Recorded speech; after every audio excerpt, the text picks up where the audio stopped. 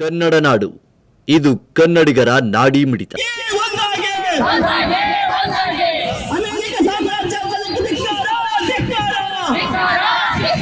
ಭಗವದ್ಗೀತೆ ಅನ್ನೋ ತರ ಅಮೆರಿಕ ಇವತ್ತು ಪರಮಾಣು ಬಾಂಬ್ ಅನ್ನ ಇದೆ ಅನ್ನೋ ಹೆಸರಿನಲ್ಲಿ ಇಸ್ರೇಲ್ ಮೂಲಕ ಸದೆ ಪಡಕ್ ಹೊರಟಿದೆ.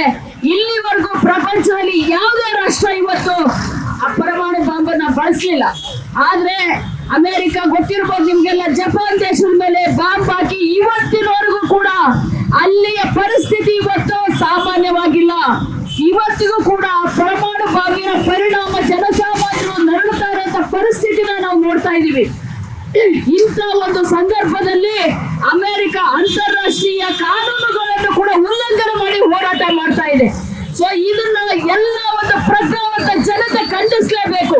ಅಮೆರಿಕದ ಈ ಟ್ರಂಪ್ ನೀತಿ ಏನಿದೆ, ಜನ ವಿರೋಧಿ ನೀತಿನ ನಾವು ಖಂಡಿಸಲೇಬೇಕಾಗಿದೆ.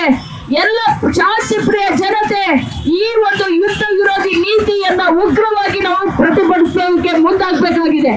ಒಟ್ಟಾರೆಯಾಗಿ ಅಮೆರಿಕದ ಈ ಸಾಮ್ರಾಜ್ಯಶಾಹಿ ಧೋರಣೆಗಳಿಂದ ಸಾಮಾನ್ಯ ಜನರು, ಬಡ ಜನತೆ, ಮಕ್ಕಳು ಇವತ್ತು ಬೀದಿ ಪಾಲಾಗ್ತಾ ಇದ್ದಾರೆ.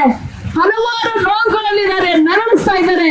ಒಂದು ಕಡೆಗೆ ಇಷ್ಟು ದಿನ ಇಸ್ರೇಲ್ ದೇಶ ಪ್ಯಾಲೆಸ್ಟೈನ್ರ ಮೇಲೆ ಯುದ್ಧ ಮಾಡೋದಕ್ಕೆ ಸಂಪೂರ್ಣ ಅಮೆರಿಕ ಸಹಕಾರ ಕೊಟ್ಟು ಅಲ್ಲಿ ಇಡೀ ಪ್ಯಾಲೆಸ್ಟೈನ್ ಜನತೆಗೆ ಇವತ್ತು ಬೀದಿನಲ್ಲಿ ತಳ್ಳಿದ್ದಾರೆ.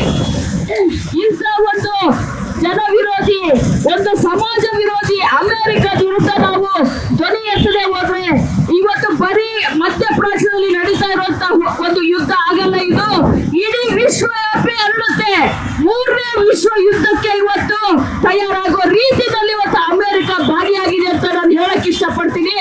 ಆದ್ರೆ ಇವತ್ತು ಸದ್ಯಕ್ಕೆ ಕನ್ನಡ ವಿರಾಮ ಮಾಡುವಂತ ಹೇಳಿ ಇವತ್ತು ಪತ್ರಿಕೆಯಲ್ಲಿ ಬಂದಿದೆ. ಇದು ಇಲ್ಲಿಗೆ ಮುಗಿಯಲ್ಲ. ಇದು ಈಗೇನಾದ್ರು ಕಿಡಿ ಹಚ್ಚಿದರೆ ಇದು ಬೇರೆ ಬೇರೆ ರಾಷ್ಟ್ರಗಳ ಮೇಲೆ ಇದರೊಂದು ಪರಿಣಾಮ ಬೀರುತ್ತೆ.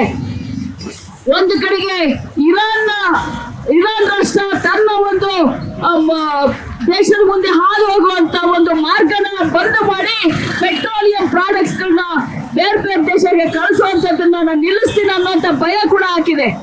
ಈ ಮೂಲಕ ವಿಶ್ವದಲ್ಲೇ ಈ ಯುದ್ಧದ ಪರಿಣಾಮ ಉಂಟಾಗುತ್ತೆ. ಪೆಟ್ರೋಲಿಯಂ ಉತ್ಪನ್ನಗಳ ಮೇಲೆ ಪ್ರಭಾವ ಉಂಟಾಗುತ್ತೆ. ಈಗಾಗಲೇ ಒಂದು ಯುದ್ಧ ಆದ್ರೆ ಒಂದು ಯಾವುದೋ ಒಂದು ಸಣ್ಣ ಅನಾಹುತ ಆದ್ರೆ ಅಲ್ಲಿ ಚೇತರಿಸ್ಕೊಳಕ್ ಆಗಲ್ಲ ನಮ್ಗೆ. ನೀವಿನ್ನು ಕನ್ನಡ ನಾಡು ವಾಹಿನಿಯನ್ನ ಸಬ್ಸ್ಕ್ರೈಬ್ ಮಾಡಿಕೊಂಡಿಲ್ವಾ? ಹಾಗಾದರೆ ಈಗಲೇ ಸಬ್ಸ್ಕ್ರೈಬ್ ಮಾಡಿ, ಪಕ್ಕದಲ್ಲಿ ಕಾಣುವ ಬೆಲ್ ಐಕಾನ್ ನ ಕ್ಲಿಕ್ ಮಾಡಿ ನೋಟಿಫಿಕೇಶನ್ ನ ಪಡೆಯಿರಿ.